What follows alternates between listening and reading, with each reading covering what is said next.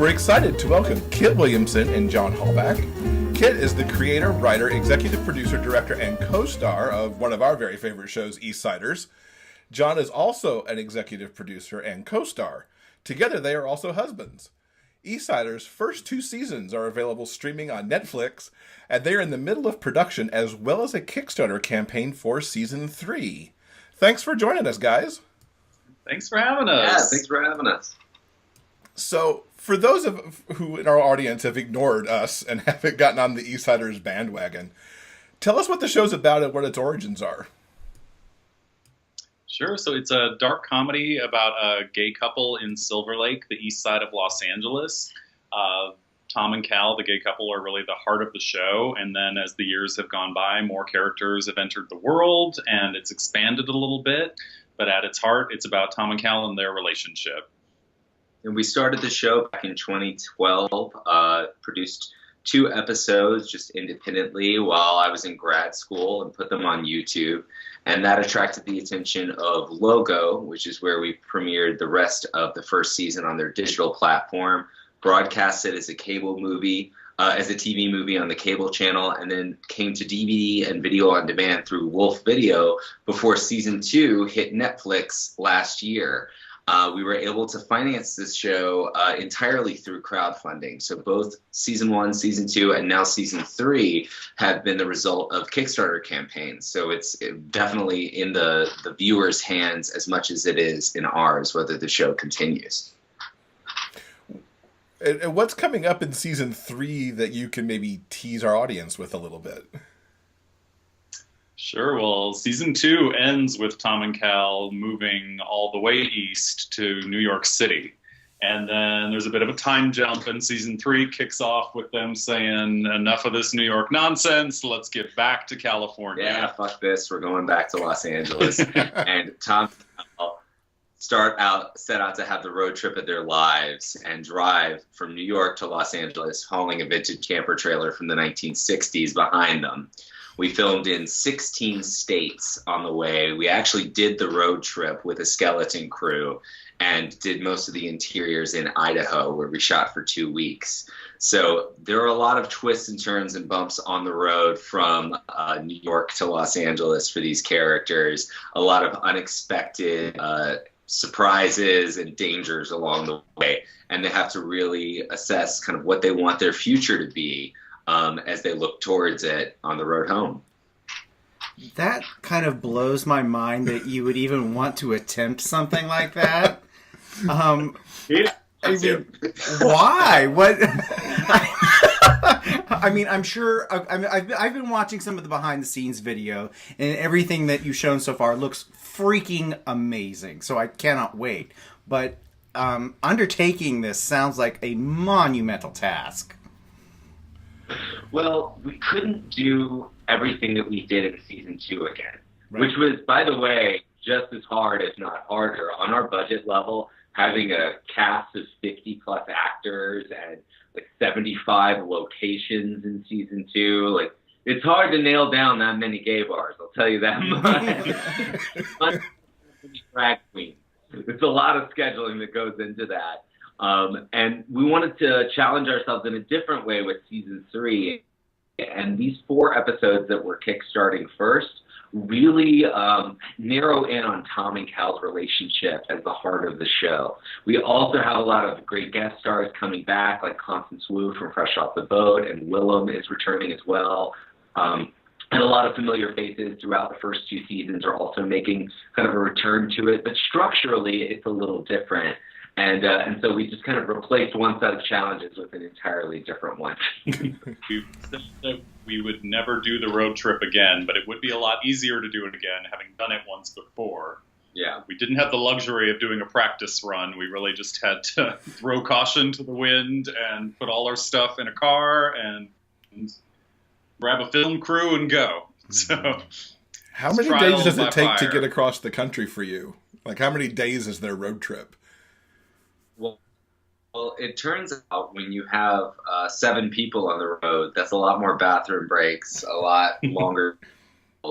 And also people are, while we're shooting, that slows us down a lot too. So it ended up taking us 7 days to get to Idaho from New York, and then 2 days to get from Idaho to Los Angeles. So that was 9 days on the road together.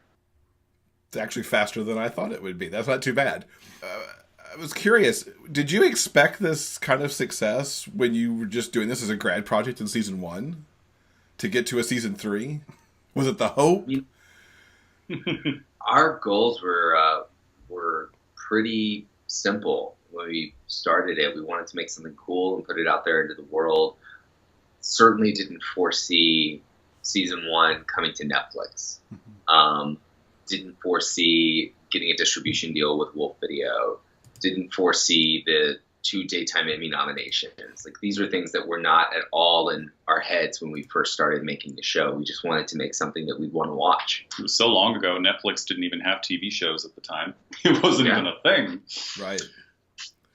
So yeah, we just wanted to do something cool with our friends and frankly do some more work on camera. We hadn't really done that much of that. We had just moved to Los Angeles. We were theater actors and wanted to get more experience. We're both Broadway babies, so we started out doing Broadway shows when we were just like in our early 20s, and off Broadway and off Broadway, and you know, all roads lead to Los Angeles in film and television if you want to make a living. Right. So it was kind of what led us here. And then, you know, because I'm stubborn, I got a playwriting MFA, so I was like studying playwriting when we decided to do this, and it's really opened so many doors for both of us, and I think led directly to me working more in television and film, and now writing for television. So I'm very grateful that we had this experience, but it's so greatly exceeded all of our expectations for it. It's been amazing. Mm-hmm, mm-hmm. Now, as we're recording this on Friday afternoon, 3 days before the podcast comes out, your Kickstarter campaign's at just under $45,000, and you're running through June 6th. Yes. And your goal is 60. Now, what are some of the goodies that you're offering to the folks, and what are some of your stretch goals? Because recently you've come up with stretch goals as well. Right, yeah. So if people want to get involved in the campaign, we're offering producer credits. You could come be on set with us. There's a cast and crew screening that'll be happening this summer. We're doing a cast and crew only dinner that Kickstarter backers can come to, and also digital downloads of the series at $35. And at $125, we're offering the Eastsiders fan pack, which is DVDs for all the seasons. So signed by me. So we're offering pretty much all kinds of things at all different levels for people to get involved in. And even if you want to just give $5, we'll send you special backers-only updates and information about the show before it comes out. And stretch goals. Oh, and stretch goals. We got some great stretch goals. We at $75,000, we're going to be releasing 2 additional episodes that really spotlight Constance Wu from Fresh Off the Boat, her character's return to Silver Lake, and the love triangle between Ian, John's character, and Brianna Brown's character, Hillary. And also an episode that really highlights Stephen Guarino and Willem's character's relationship as their convertible breaks down in the middle of the desert on the way to a drag gig in Other Desert Tizzy. And at $80K, I'm going to be releasing my field notes, kind of my road diary from the shoot. And if we reach 100K, we're actually going to go into production on an Eastsiders Christmas special, which is something we've wanted to do for years now. I have a really great idea for it that I don't want to say too much about, but let's just say it's a family affair. Awesome. Okay, podcast listeners, we want that Christmas show. Oh yeah. Cough up some money. The campaign runs through June 6th, and we will definitely have a link in the show notes to the Kickstarter page. Now, we also want to remind people that sharing helps just as much as giving, and also that the money doesn't come out of your bank account until June 6th at 9 p.m., I think, the actual end of our campaign. Yeah. So if you're worried about not having enough to clear it right now, but you might next week, you can go ahead and pledge it right now, and that's really helpful to get our numbers up, and it doesn't come out of your bank account until later. Yeah. Now, I understand you've got something special coming up this week in terms of getting special prizes perhaps into people's hands. That's right. Anybody who posts a picture and the links to eastsiderstheseries.com this week before the end of the campaign will be automatically entered to win an Eastsiders fan pack with 3 DVDs and VIP tickets to our Los Angeles premiere. So again, that's the hashtag #MakeMoreEastsiders and eastsiderstheseries.com. Post a picture or write a little note, whatever you want to do, and you'll automatically be entered to win VIP tickets to the premiere and an Eastsiders fan pack, which is valued at $350 on the Eastsiders Kickstarter campaign. Awesome. Why is Kickstarter such a crucial tool for shows like Eastsiders to get made? Well, I would say my answer is twofold. I'll go with the negative first and then the positive.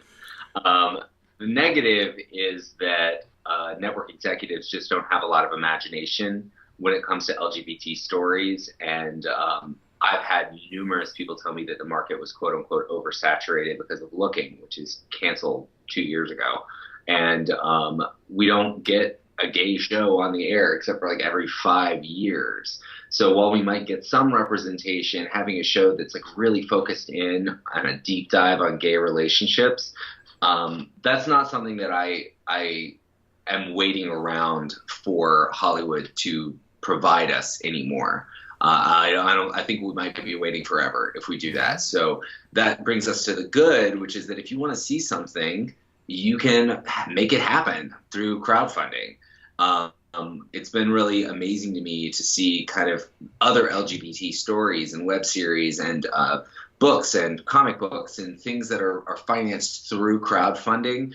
We're a community that takes matters into our own hands, and I find that to be very powerful. I contribute to Kickstarters all the time and support LGBT filmmakers all the time because I want those stories told. I want our stories told.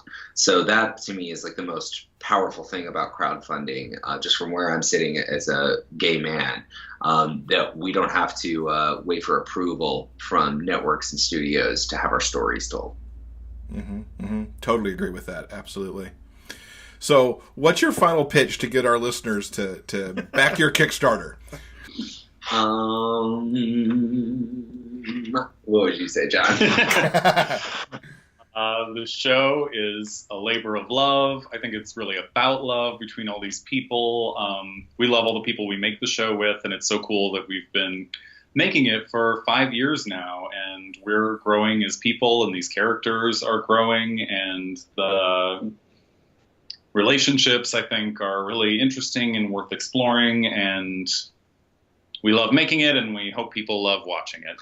I would just say we are worth the risk because we have been doing this basically for free out of our living room for the last 5 years, and we won't let you down. We will bust our asses, and we will commit to this project and to telling this story, and to, making you proud.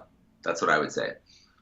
Very cool. Well, Kit and John, thank you so much for spending a few minutes with us. We wish you much luck on getting the Kickstarter done and Season 3 done, and hope you'll come back and talk about Season 3 when it comes out. Thank you. Thanks, guys. I'd love to.